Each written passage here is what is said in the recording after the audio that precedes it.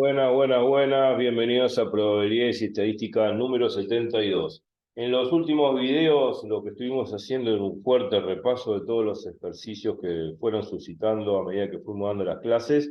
Y ese repaso fuerte que terminó en el video 71 fue importante en la medida de poder recapacitar con todos estos argumentos, que son definiciones, fórmulas, propiedades que hay que poner obviamente en acción en el momento de la relectura, podríamos decir, de los problemas, porque al releerlo uno se concentra en la pregunta y bueno, depende de lo que pregunta, uno arranca por ahí y aplica la definición, la fórmula o la propiedad correspondiente al caso. Bueno, Probabilidad Estadística 72, no voy a poner el título, vamos ahora a hacer ejemplos, ejercicios, problemas y seguiremos apostando haciendo problemas porque es la única manera con la práctica de entender bien la teoría. Esto va a ser un ejercicio, podríamos decir parcial, o de una práctica o lo que sea, ejercicio. Vamos a poner. Puede ser de parcial, puede ser de una práctica, de cualquier, a cualquier nivel, digamos, no importa la carrera, pero es un problema que habíamos analizado hace un tiempo, casi lo voy a volver a repetir, pero lo necesito como para ir repasando los conceptos. Se trataba de una oficina. Una oficina, bueno, era casi en una oficina, o una empresa, o una fábrica, no importa. Muchas veces el enunciado cambia, pero el razonamiento, el proceso a seguir es el mismo, es similar. En una oficina,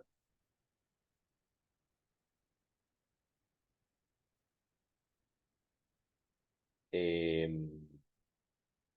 el 20% leen el periódico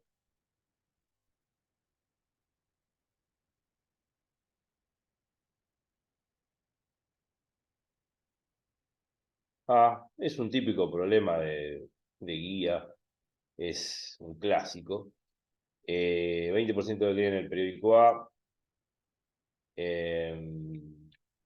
Vamos a poner después el 40%. Estoy tirando números, ¿no? Estoy diseñando un problema, no es que lo tengo armado, lo voy improvisando y bueno, a medida que lo que va saliendo lo vamos a calcular.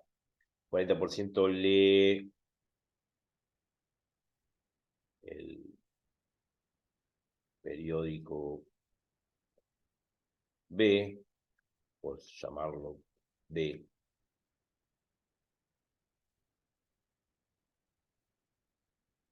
Eh, Coma. Y solo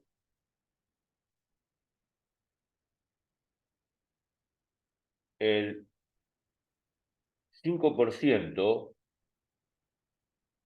de los empleados, claro, 5% lee ambos periódicos.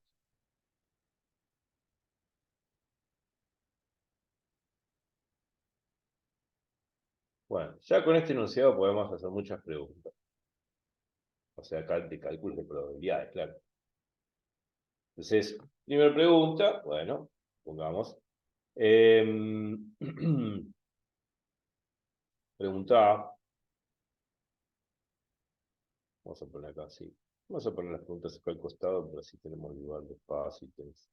Pregunta A o pregunta número 1.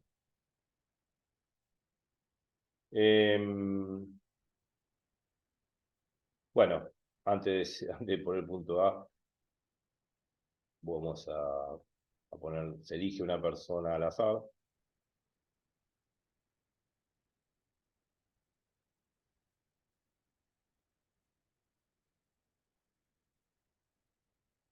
Se elige una persona al azar. O sea, una persona al azar significa aleatoriamente, una persona que no conozco, una persona que no tiene una preferencialidad o yo no tengo una preferencia sobre alguien, no hay ningún interés de por medio, se elige una persona al azar. Uno podría pensar así, qué sé yo, numeramos a las personas, metemos los números en una bolsa agitamos la bolsa, sacamos un número de la bolsa y la persona número tal es la que elegía al azar. Uno podría pensarlo así. Se elige una persona al azar,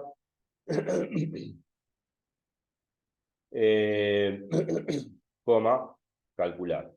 Y calcular significa una serie de preguntas. Vamos a poner acá, ahora sí. La probabilidad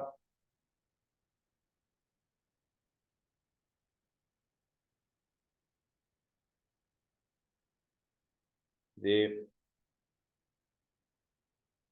que lea el periódico A.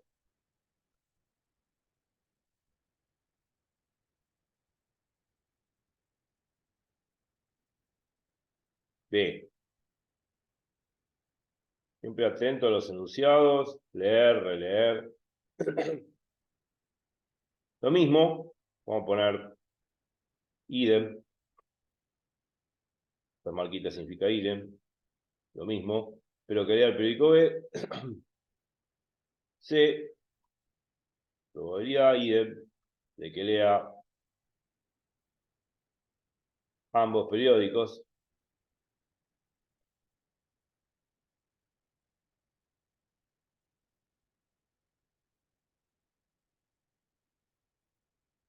Y ahí me planto. Y después seguimos preguntando. Bueno, uno siempre, cuando lee y relee el problema, uno después se concentra en la pregunta y uno cree siempre que va a existir una fórmula salvadora que me va a dar la respuesta o me da la solución al problema. No es así, para nada, están muy equivocados. Si quieren que haya una fórmula salvadora, no va a haber fórmula salvadora.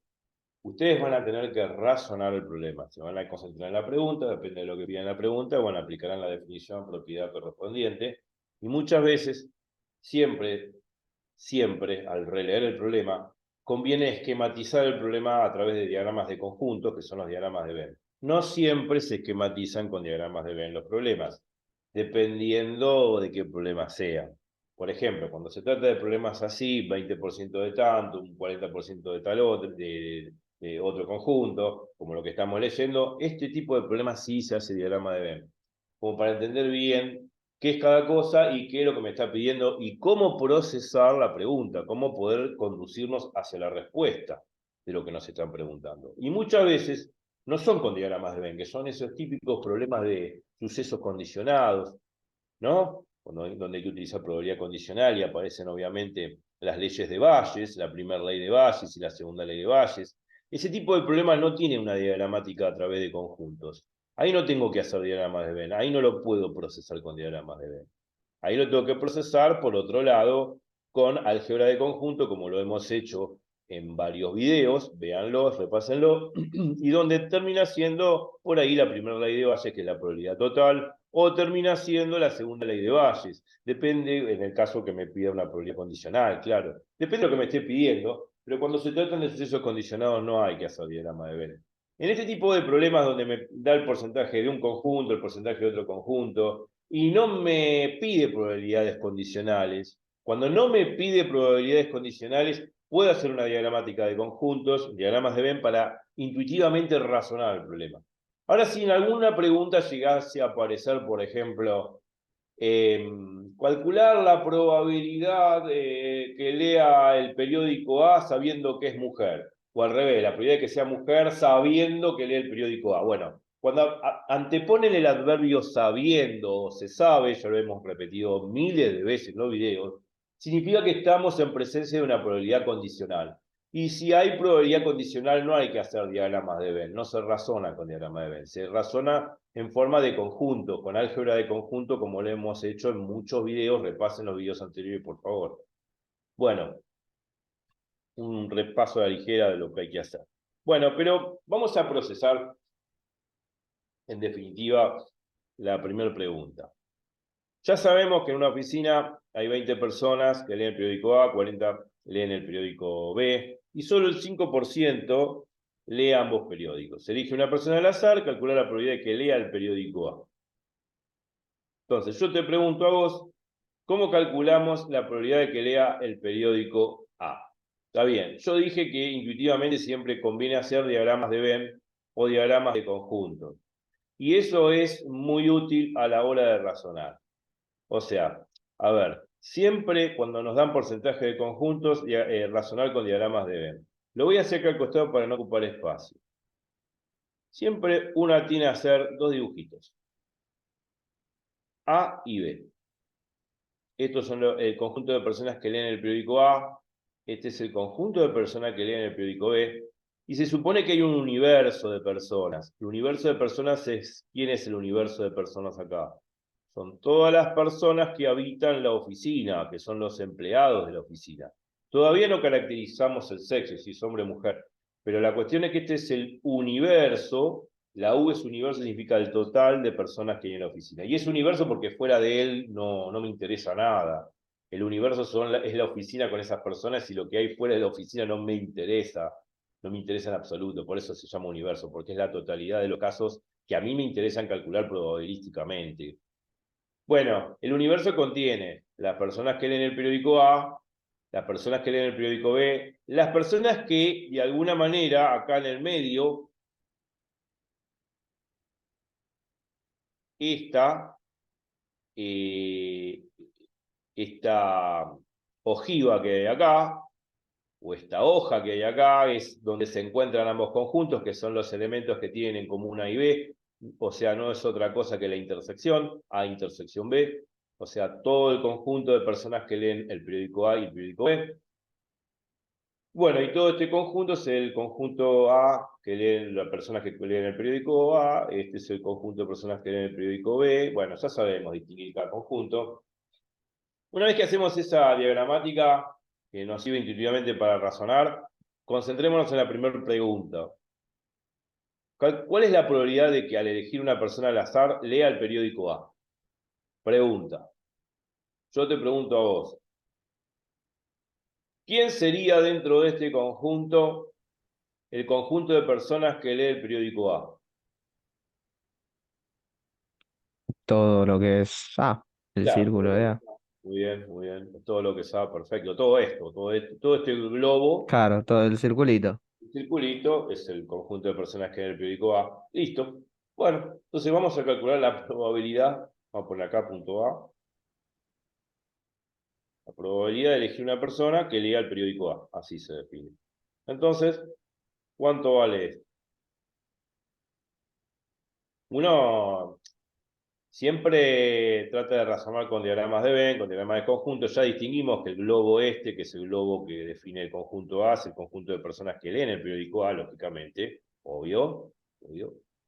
Bueno, pero uno también, decía, uno no tiene que buscar una fórmula salvadora. Uno tiene que razonar intuitivamente a través de diagramas de Venn y después ver qué argumento, qué definición, qué fórmula aplicar. Pero muchas veces no sale directamente con una fórmula. Hay que leer el enunciado o hay que volverlo a leer, porque quizás en el enunciado está la respuesta. Acá no hay que hacer absolutamente nada. Ya me estás diciendo que el 20% leen el periódico A. Entonces ya está, no tengo que calcular nada. La respuesta está en el mismo enunciado. Y muchas veces uno trata de se enrosca, busca la quinta pata al gato buscando una fórmula, y no es así. Quizá la respuesta ya está en el enunciado mismo. Lo hacen a propósito, quizá los profesores preguntan estas, por ahí, tonterías, entre comillas, para ver si están despiertos y entienden bien el enunciado y lo saben interpretar. Acá el 20% sería como el 20 sobre 100. Cada 100 personas hay 20 que leen el periódico A. 20 sobre 100, simplifico, bueno, 2 dividido 2, 1, 10 dividido 2, 5, me queda un quinto. Bueno, esa es la probabilidad de encontrar una persona que lee el periódico A. O sea, de cada 100 personas hay 20 que van a leer el periódico A. Bueno, ya está, listo, no hay que buscar nada. Vamos al punto B. Probabilidad de que lea el periódico B. ¿Cuál es? Bueno, en el conjunto B sería todo este globo que define todo el conjunto de personas que leen el periódico B. Ahora, ¿cómo calculo esto?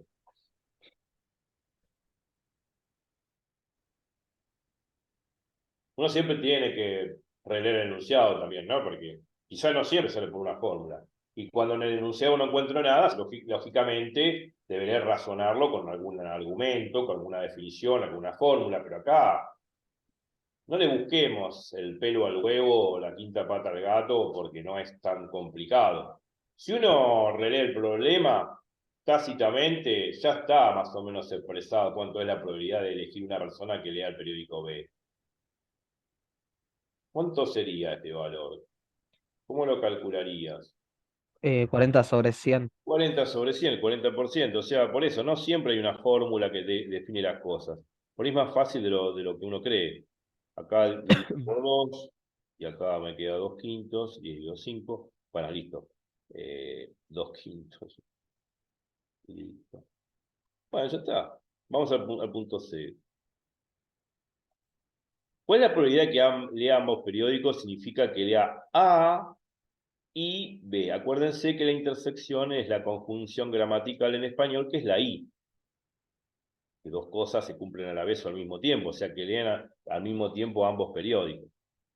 Bueno, se supone que en el diagrama de Venn sería el conjuntito o esta hoja, yo le digo ojiva, que hay entre los dos conjuntos, que es el conjunto que tienen en común A y B, o sea, este es el conjunto de personas que leen ambos periódicos a la vez, al mismo tiempo. Entonces, ¿cómo calculo esto? Está bien, es la probabilidad conjunta. Sabemos muy bien que en otros videos la probabilidad conjunta tiene una definición a través de probabilidad condicional. Por ejemplo, entonces se puede poner la probabilidad de que lea el periódico A sabiendo que lee el periódico B por la probabilidad que lea el periódico B, pero eso es enroscarse, porque si yo escribo eso, si yo escribo la definición de probabilidad conjunta a través de probabilidad condicional, yo no tengo la probabilidad condicional acá en el enunciado. No tengo forma, no tengo chance de calcular la probabilidad condicional. Entonces, si yo quiero hacer esto, probabilidad de A, ay, perdón, no sé qué toqué, pero...